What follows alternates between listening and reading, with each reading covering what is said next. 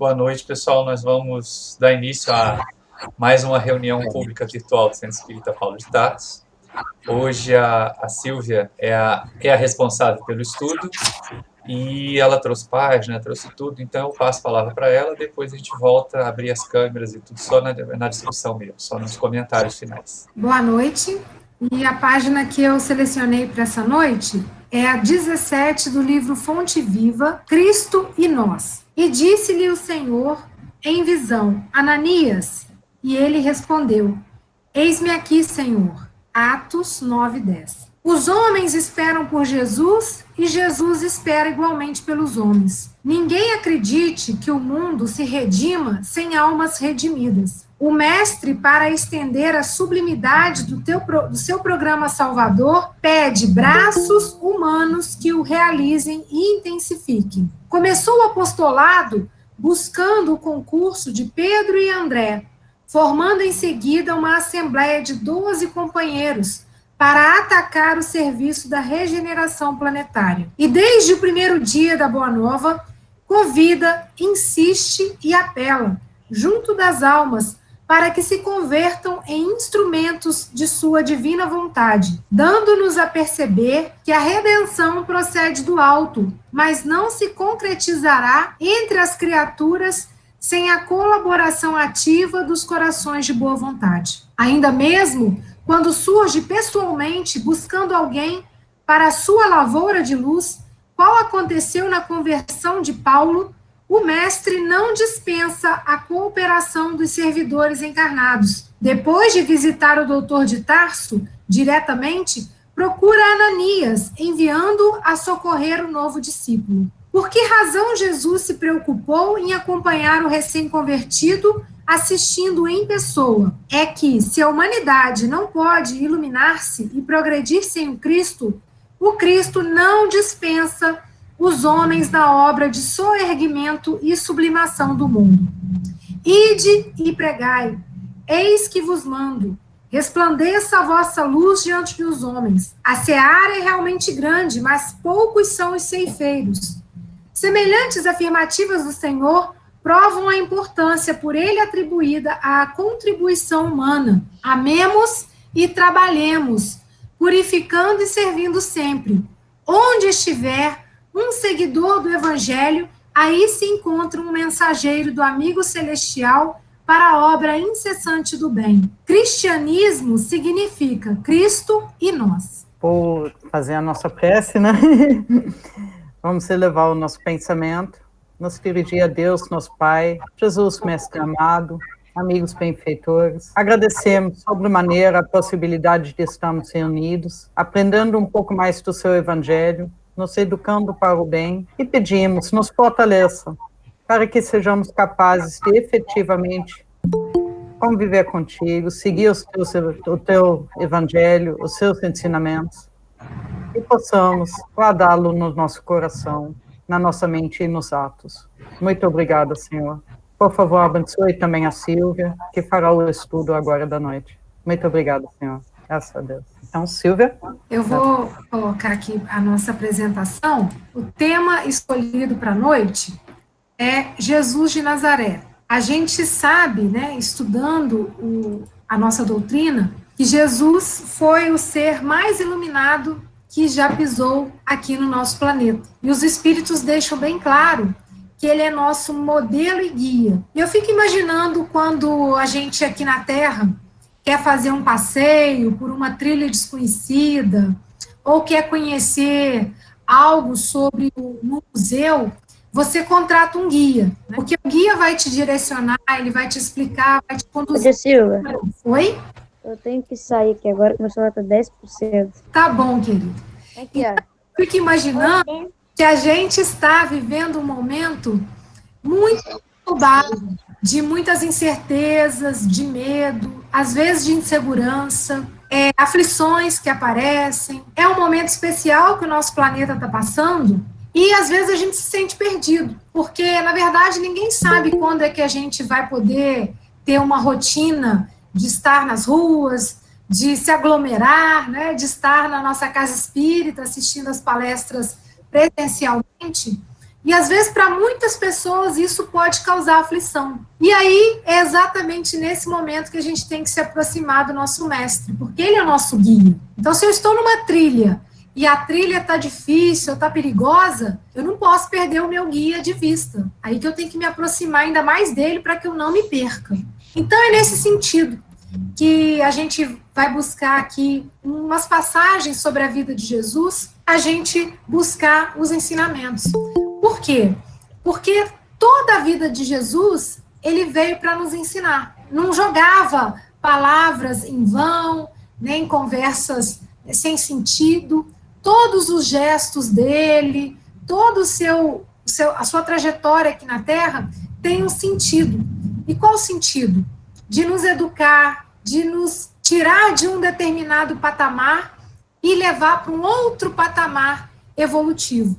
Então, Jesus, a chegada de Jesus na Terra, ela veio para dar um salto na nossa evolução, a partir do momento que a gente toma essa mensagem do Mestre para nós mesmos. Então, eu escolhi aqui algumas passagens da vida de Jesus e eu coloquei aqui umas telas para que a gente possa também, né, pensar um pouco nele.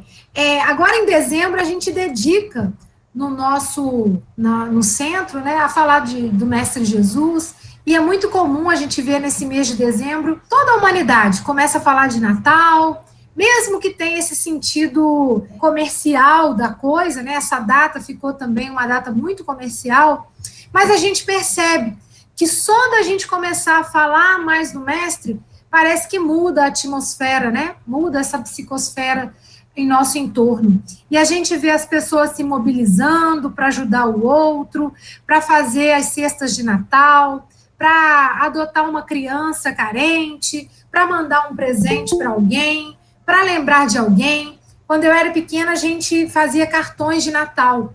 Isso se perdeu um pouco, mas agora a gente tem aí a facilidade de ter os cartões virtuais, os vídeos, né? Hoje mesmo eu recebi um vídeo muito lindo falando disso, né, desse encerramento do ano. Mas a proposta é que a gente possa se aproximar do Mestre muito mais vezes do que só em dezembro. Né? Então, é igual uma música, né? Quem dera se fosse Natal todo dia, porque é trazer vivo o Cristo em nós. Né? Cristianismo significa isso, é o Cristo e nós.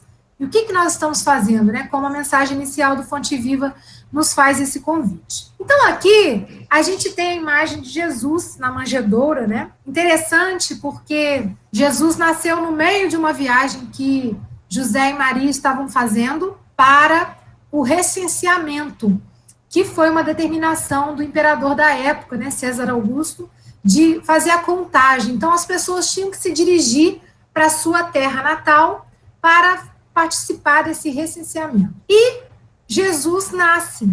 E a cidade estava muito cheia. Então, não tinha vaga em hospedaria. E eles se acomodaram, então, num cantinho e enrolaram Jesus em alguns panos e colocaram sobre a manjedoura. E qual mensagem a gente pode trazer dessa imagem, né, que é uma imagem muito linda? É a mensagem de que realmente, se era esperado um rei, um salvador, alguém especial, conforme as profecias diziam, não seria esse rei como a gente tem noção. E Jesus, ele toma a postura e toma, né, uma família muito simples, trabalhadora, como a maioria de nós. Então, ele veio desde o seu nascimento para mostrar que o reino dele não era deste mundo e que era um conceito diferente. Né? A mensagem dele era uma mensagem diferente. E ele escolhe nascer numa família como a maioria de nós. Uma família onde as pessoas têm poucos recursos, onde as pessoas têm que trabalhar, exatamente para também trazer para a gente a mensagem de que o ser é muito mais essencial do que o ter. Porque o ter, estamos de passagem. Então, tudo que eu tenho, na verdade, é por empréstimo. Um uso com data marcada, que eu desconheço, mas que vai ter data marcada para terminar. Então, que nós não nos iludamos com títulos, com posses, com recursos materiais, porque eles são de passagem. E se o espírito mais evoluído que pousou na Terra escolheu uma família simples, nasceu numa manjedoura, né? foi colocado numa manjedoura, numa simplicidade tremenda, já vem para nos ensinar aí essa lição, de que cuidemos para valorizar as coisas corretas. E no Evangelho, a gente pode encontrar vários chamamentos do Mestre a esse respeito. Quando ele fala, olhai os pássaros do céu, eles não plantam, né, e nem colhem, e Deus está provendo. Os lírios do campo, né, e nem Salomão, em toda a sua glória, se vestiu igual um deles. O Filho do Homem não tem um lugar sequer para repousar a cabeça. Então, são mensagens no Evangelho para que a gente possa ficar com isso muito claro, que ele sim, né, vinha trazer uma mensagem de um novo reino, mas que não era desse mundo.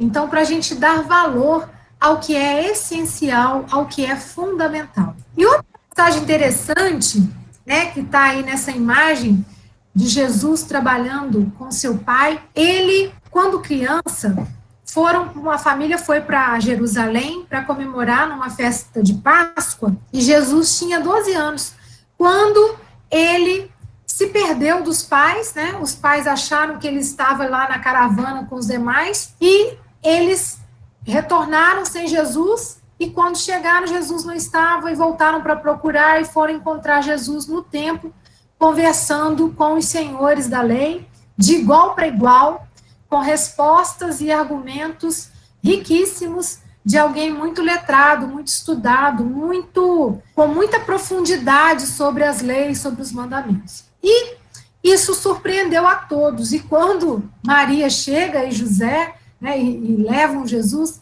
alguns disseram, deixe para ele aprender aqui, ficar aqui para aprender as leis com os doutores da lei.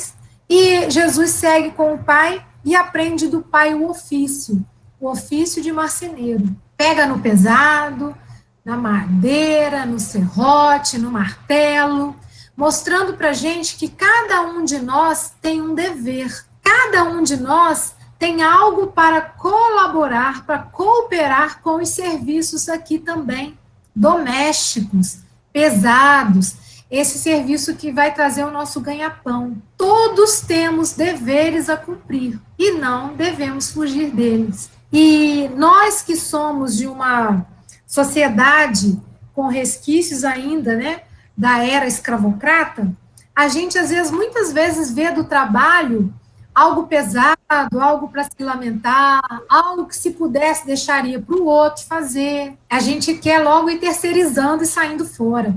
É muito comum a gente ver, né, as pessoas comentarem assim, não, vou estudar bastante para eu poder escolher uma boa profissão, que eu quero ganhar muito e trabalhar pouco. Mas Jesus vem mostrar para a gente que todos nós devemos ser úteis e que ninguém deve ser pesado nas costas de ninguém. Quando chamados ao trabalho, devemos pegar firmes, né, nessa questão do trabalho, porque o trabalho também é uma terapia. Quando a gente se coloca em mãos operosas e a gente ocupa o nosso tempo, nós não temos tempo, às vezes, de nos encharcarmos com pensamentos pessimistas, pensamentos derrotistas, com coisas que vão tirar a gente do nosso centramento e do nosso propósito de vida.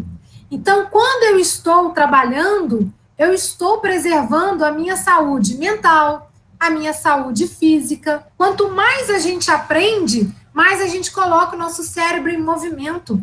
E mais eu me afasto, às vezes, de muitas doenças, se eu tivesse à toa. Às vezes, cada um de nós sabe, na sua medida, o quanto que tem enfrentado nessa pandemia.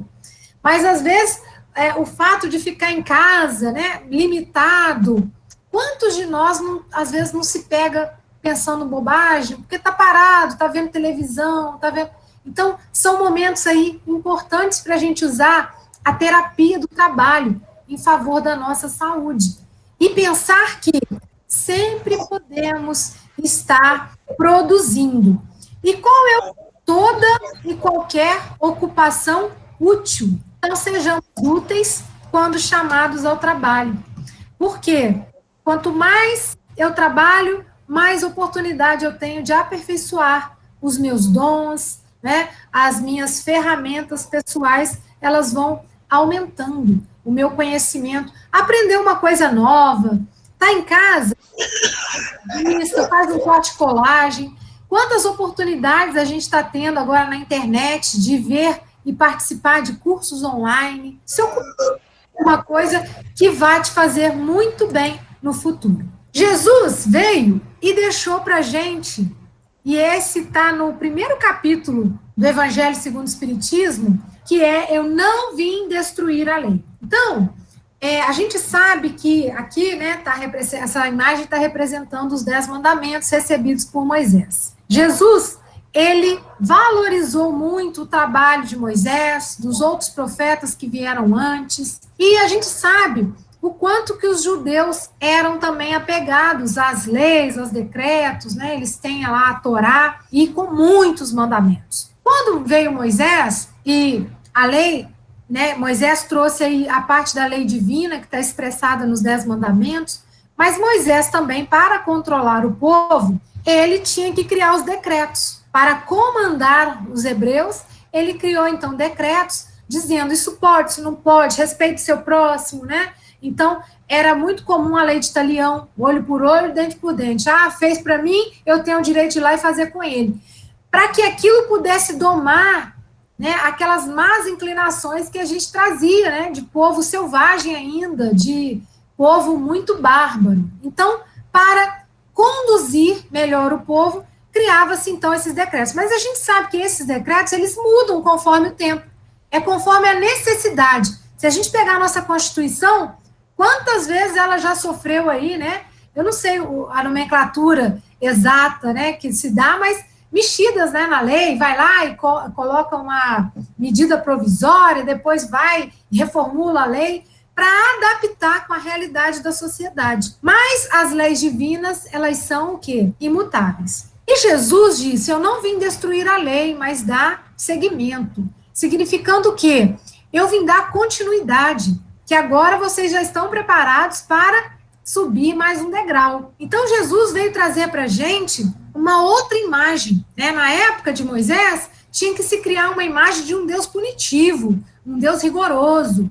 E Jesus veio trazer a imagem de um Pai amoroso, revolucionando o nosso conceito e a nossa relação com Deus. Então, quando ele traz para a gente a imagem de um Deus que é um Pai e que nos ensina uma oração para que nós nos aproximemos desse Pai, que foi o Pai Nosso, que a gente já teve a oportunidade na nossa casa espírita de assistir várias palestras, inclusive eu lembro da palestra que a Fran fez até numa semana espírita, falando sobre o Pai Nosso. Então, é uma riqueza, porque isso muda todo um conceito. Se Deus é Pai de todos, todos nós somos irmãos. A gente estava aqui antes de começar a reunião falando da minha família. Eu tenho 7 irmãos e tenho 21 sobrinhos. Então, eu não quero nada de mal para os meus irmãos, não quero nada de mal para os meus sobrinhos, porque são a minha família consanguínea. Mas nós podemos e devemos extrapolar isso para a nossa família universal. Deus é Pai de todos, então todos nós somos irmãos.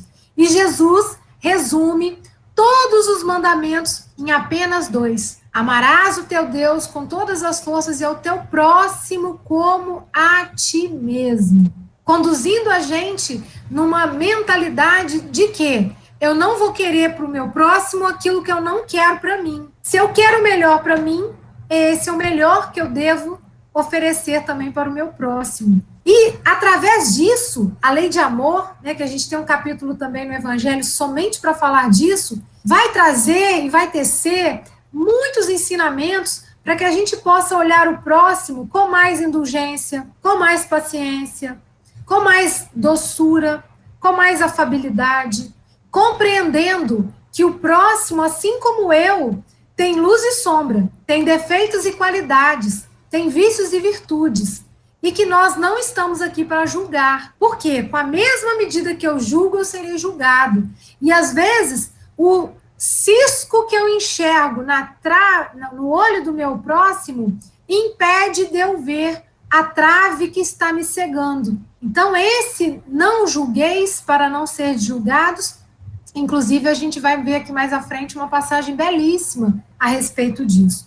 Então, Jesus, ele veio trazer uma mensagem muito consoladora e muito difícil difícil de ser praticada. Porque se ele, há 2020 anos atrás, trouxe essa mensagem e até hoje ela é super oportuna e contemporânea, se até hoje eu tenho dificuldade de me relacionar com as pessoas, com o meu próximo, com a minha família, quantos aí nessa pandemia não estão se queixando de ter que ficar 24 horas com a sua família, em casa, como se isso fosse algo muito ruim, e não vê como oportunidade de conhecer mais intimamente aquela pessoa que divide a casa com você há anos, e que às vezes você não tinha tempo para conversar, não tinha tempo para olhar para a pessoa, não tinha tempo para reparar se a sua mulher cortou o cabelo, se o seu marido fez a barba. Então, os dias eram tão atropeladamente corrido que às vezes a gente perdia pequenos detalhes, não acompanhar o filho crescendo, não acompanhar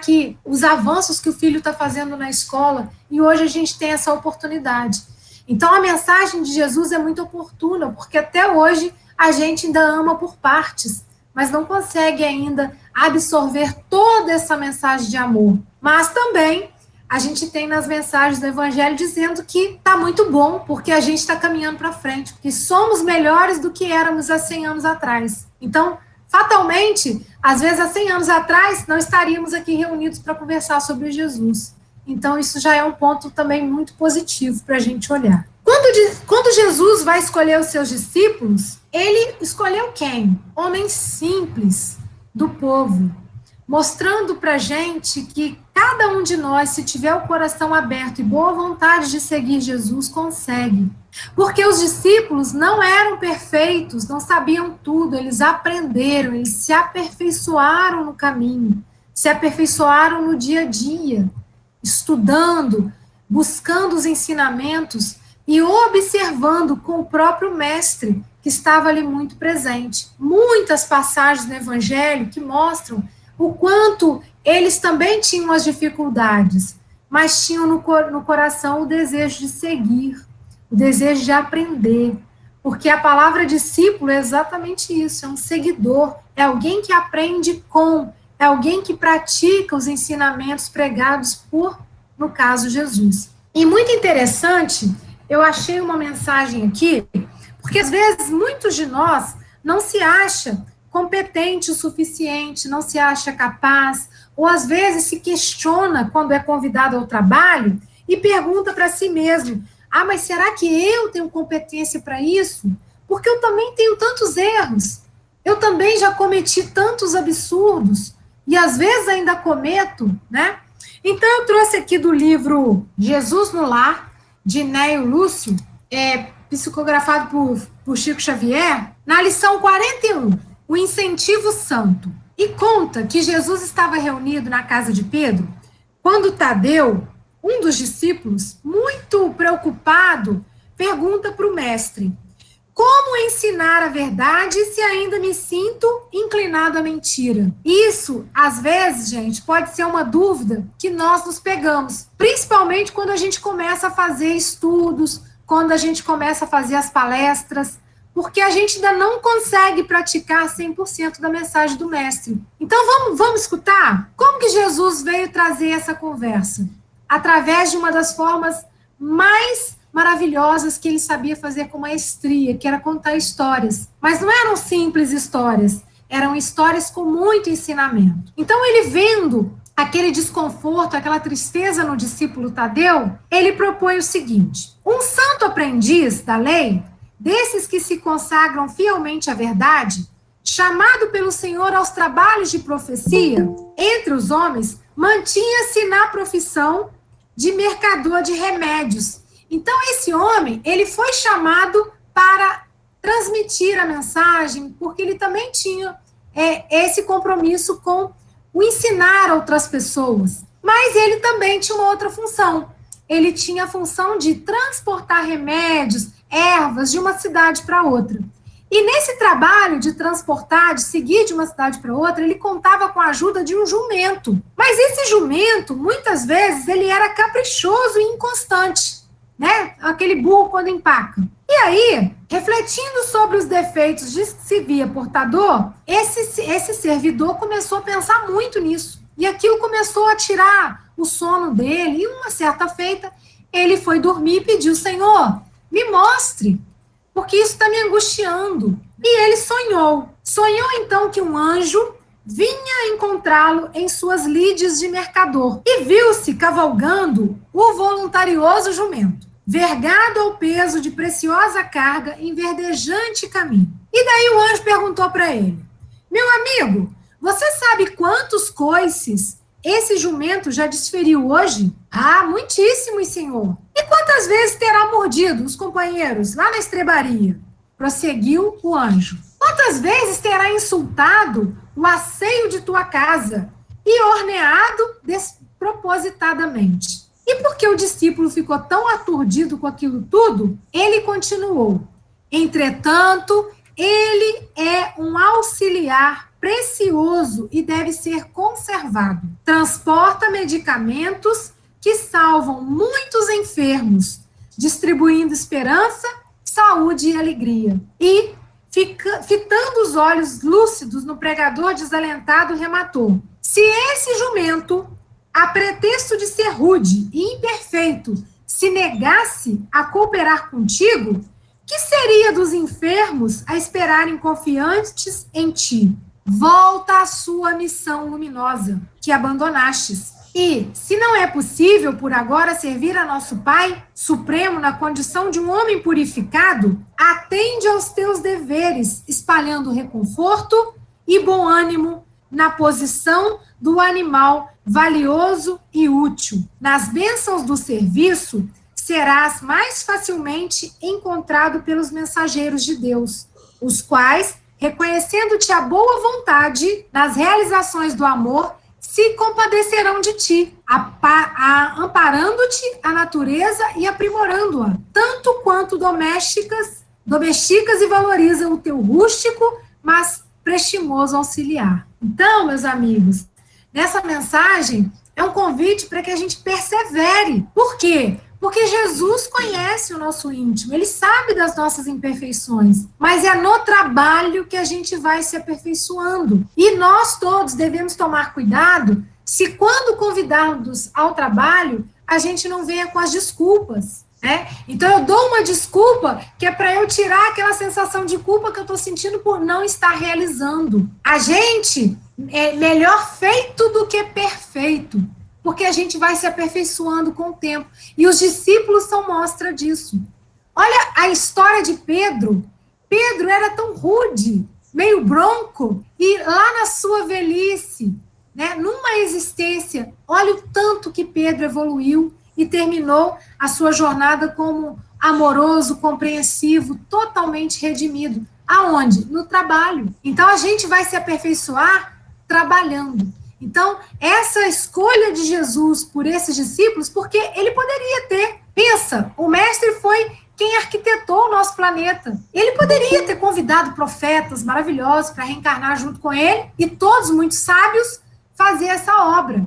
Mas não, ele escolheu pessoas como nós, para que servisse de exemplo, de estímulo, para que a gente continue firme no nosso propósito, mesmo não sendo perfeitos. Então, eu sou um jumentinho, eu sou, como dizia na mensagem, né?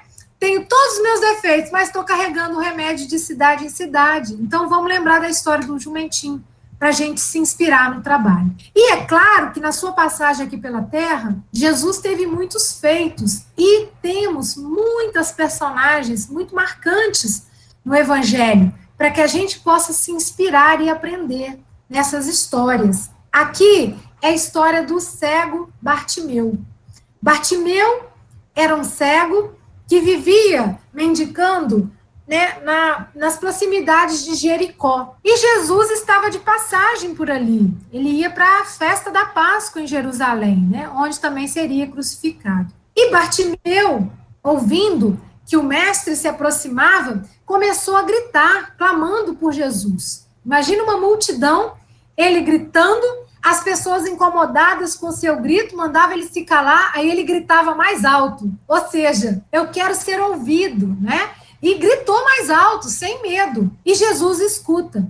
E pedem que tragam ele ao mestre. Então as pessoas falaram, calma, né? Jesus está te chamando.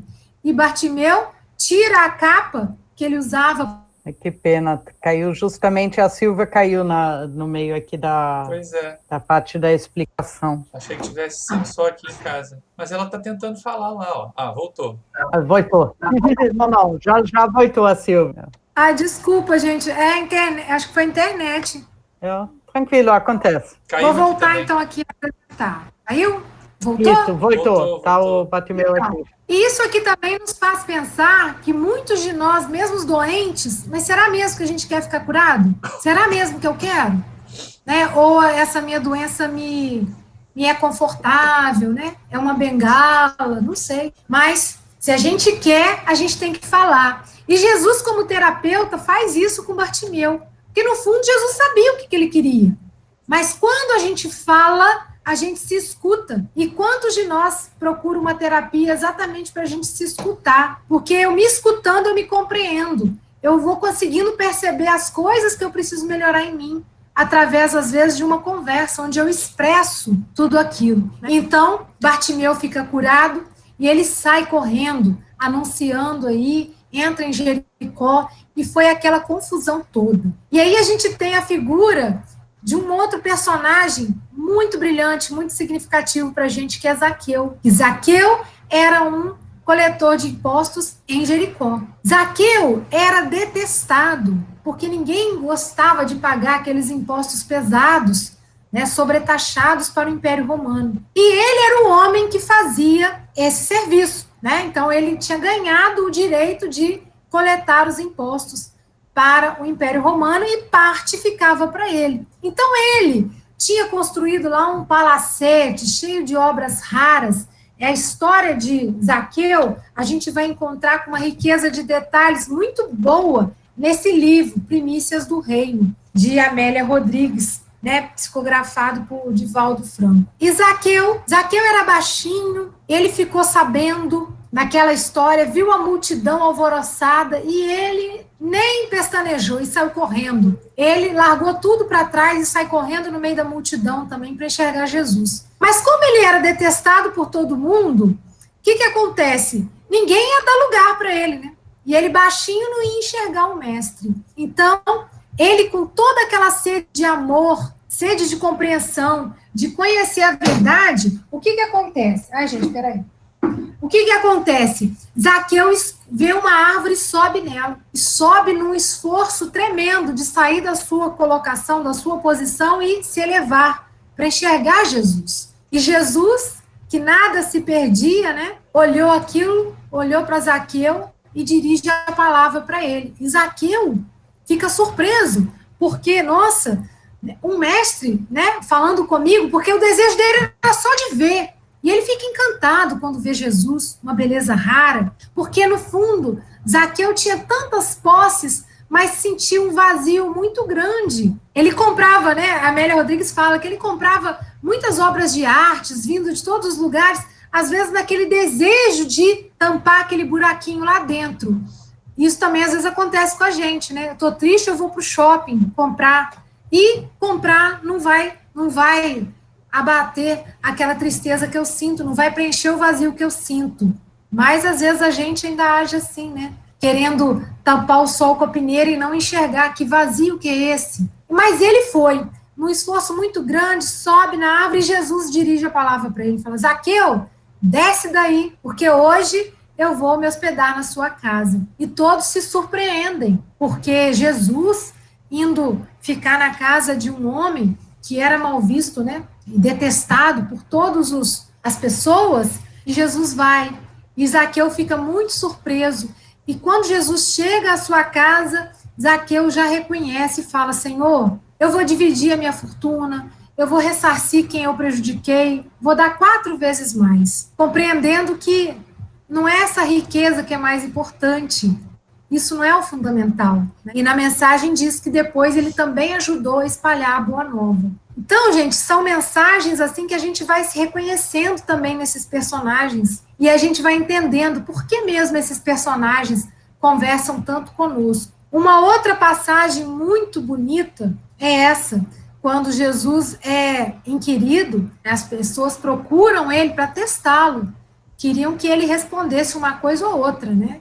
Então, os senhores da lei, tudo lá, mestre, essa mulher foi pega em adultério. Como que a gente às vezes gosta, né, de comentar o erro do outro, gosta de mostrar que o outro erra, que o outro se engana, e a gente é bem punitivo e julga logo. E ele falou, disse a lei que devemos apedrejá-la até a morte.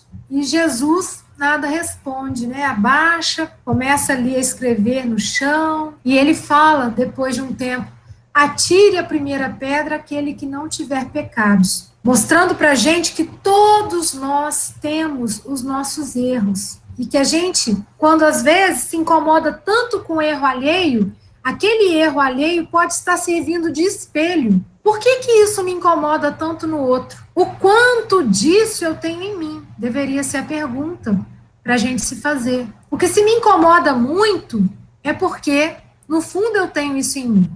E eu lembro muito, porque eu sempre fui muito faladeira, muito conversadeira. Na sala de aula era a maior reclamação dos professores a meu respeito. Eu era uma boa aluna, mas adorava contar um caso, contar uma conversa. E acabava atrapalhando a aula, né? Porque eu fazia minha tarefa e depois eu queria ficar conversando com os coleguinhas. E aí, uma vez entrou uma menina na minha sala que falava mais do que eu. E eu fiquei com muita raiva dela. Por que mesmo, né? Porque, no fundo, eu estava me espelhando nela. Então, aquilo me incomodava dela ser faladeira, porque eu era faladeira. E hoje a gente pode trazer isso para tantas outras coisas, né? E Jesus, ele foi rigoroso com quem julgava, porque é muito difícil julgar o outro, a gente não sabe da história do outro. A começar que essa cena aí, essa mulher, ela não adulterou sozinha. Cadê o homem que estava com ela? O que aconteceu para essa mulher trair o marido? Então, são coisas, gente, que é tipo assim, o buraco é sempre mais embaixo. E a gente não pode, por uma coisa superficial, ir logo fazendo julgamentos. Quem somos nós? Atire a primeira pedra quem não tiver pecados. Então, se a gente aplicar isso no nosso dia a dia, com certeza a gente vai falar muito menos das pessoas que erram à nossa volta e vamos poder colaborar muito mais através de bons exemplos, através de oração para essas pessoas. Eu fico pensando o quanto que a gente fica estarrecido com as notícias no jornal, da conduta dos nossos políticos, das pessoas corruptas, e às vezes a gente levanta bandeiras, né? Não a corrupção, mas todos nós temos um pouco de corrupção em nós mesmos. E eu fico me perguntando, e se eu tivesse poder e dinheiro, como é que eu estaria agindo? Porque às vezes eu não sou corrupta porque não tenho oportunidade. Uma vez, Chico Xavier num presídio, ele perguntou pro diretor do presídio, né? Quantos somos aqui? Se incluindo ali. Ele me perguntou quantos presos, né? Quantos bandidos estão aqui? Quantos somos aqui? Por quê? E aí ele completa que o criminoso é aquele que foi revelado, é aquele que foi descoberto. Porque, no fundo, todos nós ainda somos. Senão, não estaríamos mais aqui. Então, é uma falha aqui, uma falha ali. Então, antes da gente levantar a bandeira, penalizando ou falando mal, que a gente possa se observar. E se eu não posso fazer nada, uma coisa eu posso, que é orar. Eu posso orar pelos nossos políticos, que eu posso orar pelos bandidos, porque estão errando, estão plantando coisas difíceis para a caminhada deles. Mas ninguém sabe por que eles estão nessa condição. Só Deus sabe. Então, que a gente se limite a julgar. Por quê? Com a mesma medida que eu meço o outro, eu também serei medido. E às vezes, gente, a vida, ela dá as voltas para colocar a gente naquela situação. Você falou tanto, né, do comportamento alheio, então vem cá. Deixa eu te colocar nessa situação para ver como você se comporta. Então a gente tem que realmente se resguardar de julgar.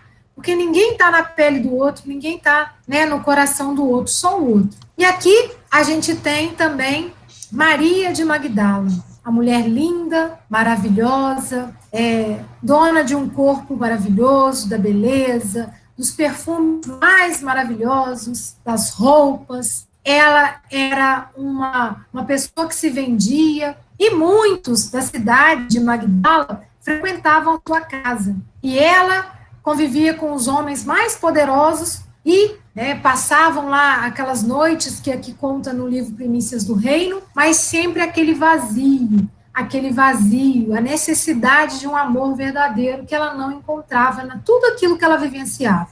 E ela era uma pessoa amorosa em si, na sua essência. Por quê? Porque quando amanhecia, fechava os portões da sua casa, de grande movimento noturno, mas elas sempre davam ordens expressas para os seus servos que ajudassem a todos aqueles que batessem pedindo. Então, ela se compadecia da dor do próximo.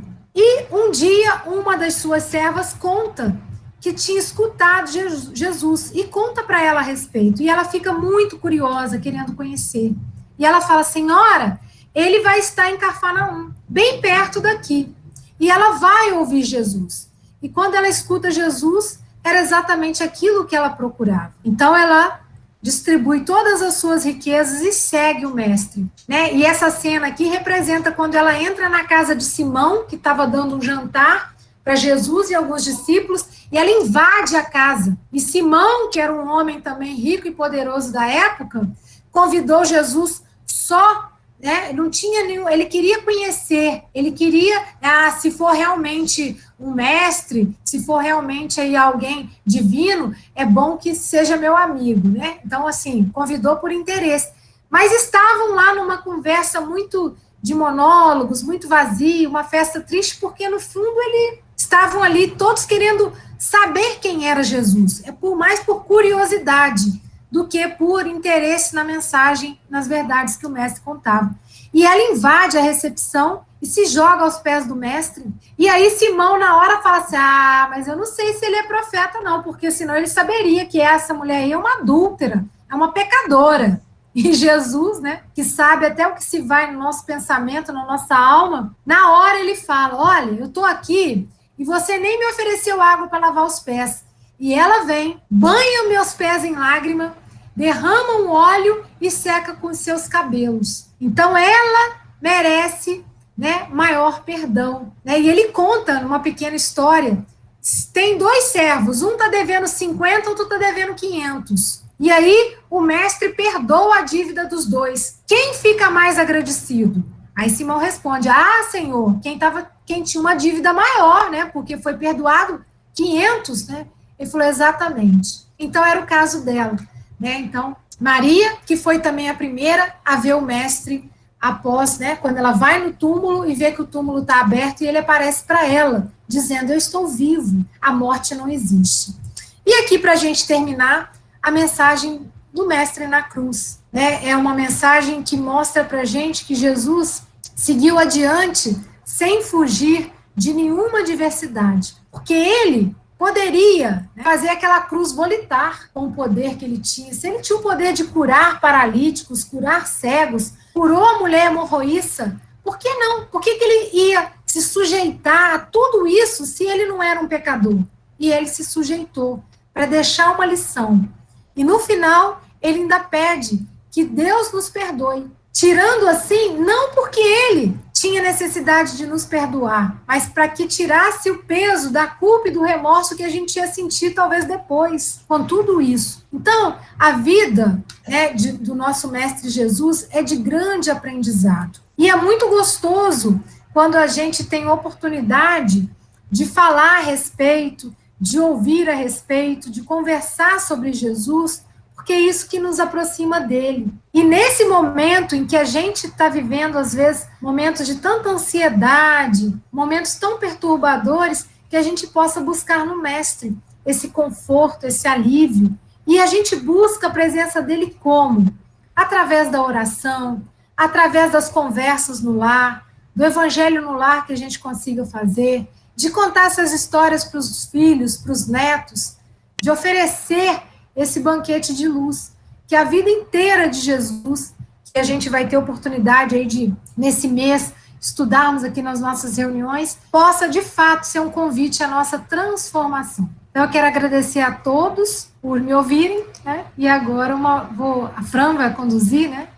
O Silvio, agradeço muito, maravilhoso o estudo, muito bom mesmo, né, para nos lembrar essa primeira abertura de dezembro, né, que é o mês que a gente sempre vai estar relembrando os ensinos de Jesus e para nos relembrar esses ensinos principais, né, sobre como ele lidava com a humanidade, né, com as nossas falhas, com a existência, né, dos vários problemas que as pessoas apresentam e sempre tirando o melhor, né, sempre fazendo progredir, sempre fazendo avançar. Então, assim, maravilhoso isso tudo mesmo. Vamos abrir para os debates, né? Se alguém tiver algum comentário, alguma observação também. Maurício já abriu o teu microfone também. Não, é só para agradecer mesmo, Silvio, pela tarefa, e foi bem lembrado, né? De dezembro a gente fala sobre Jesus. Muito bom mesmo. Denise, quer falar alguma coisa? Não, é só agradecer realmente a Silvia, as palavras desse momento, né? Que é muito importante para a gente perceber que as mudanças são necessárias, né? Gratidão. É tudo muito bom mesmo, né? E muito oportuno nesse nosso momento de confusão, dessa certa incerteza, né? E aí a gente fica, às vezes, até numa situação de impotência, né?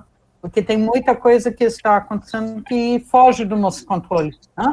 Mudou a rotina, mudou a forma de conviver, né? Então, a nossa forma de se manifestar também, de relacionarmos, né, com as outras pessoas, e aí talvez a gente possa estar achando que, não estou conseguindo mais ser útil, né? Que mudou tanta coisa, né? Até as visitas fraternas que a gente fazia, né? A convivência com as outras pessoas, tudo foi muito limitado. Mesmo nessas situações, né? A gente tem em Jesus ainda ali o exemplo de o que dá para fazer. Não, a gente já sabe as limitações, mas dentro daquilo que é possível, né? O quanto que ainda dá para fazer, o quanto de oportunidade e de possibilidades que nos ainda cercam, né? Então, muito bom mesmo. Mas alguém, alguma coisa, talvez? Possível, muito consoladora a palestra, muito gratificante, deu muita paz, assim, muito completo e uma inspiração, de fato, e um exemplo e guia, assim, confortável. Muito obrigada. Eu acho assim que o conforto também maior é a gente saber que Jesus está no comando da Terra. Mesmo tudo isso que a gente está passando, isso aí foi programado, porque é um momento transformador. Então, se a gente internalizar essa segurança de que Ele está no comando, também a gente fica mais sereno, né? Dá mais paz realmente. É verdade. Vamos encerrando então, Maurício? Vamos sim. Sim, podemos. Alguém quer fazer a nossa prece de encerramento? Vou fazer também. Pode ser? Então, vamos unir novamente os pensamentos. Senhor, agradecemos sobremaneira a sua vinda à Terra, o seu exemplo, os seus ensinos, a forma de nos abraçar, nos amparar, de nos ensinar e educar a cada instante, que possamos aprender diante da adversidade, possamos nos reconhecer capazes de colaborar, não importa a situação em que estejamos, não importa as limitações que enfrentamos, ao mesmo tempo que para nós pareçam problemas ou limitações, também são possibilidades, oportunidades de encarar a vida, de descobrir novos caminhos, de desenvolver novos potenciais. Ilumine-nos a todos, Mestre, e, sobretudo, rogamos seu amparo, sua presença para todos aqueles que sofrem diante da pandemia, seja nas ruas, nos hospitais, nos orfanatos, as pessoas que estão sem receber visitas, em isolamento, possam ser todos, Senhor, envolvidas, amparadas, as fortaleça e as encha de coragem, de fé, de esperança, para que possam passar bem também por esse momento de provas e de desafios à realidade, à forma de ver, percepção da nossa realidade. Muito obrigada, Senhor. Tchau, gente. Obrigado a todos. Tchau, gente. Boa noite. E a gente se vê. Boa noite. Boa noite, gente. Até semana que vem. Até.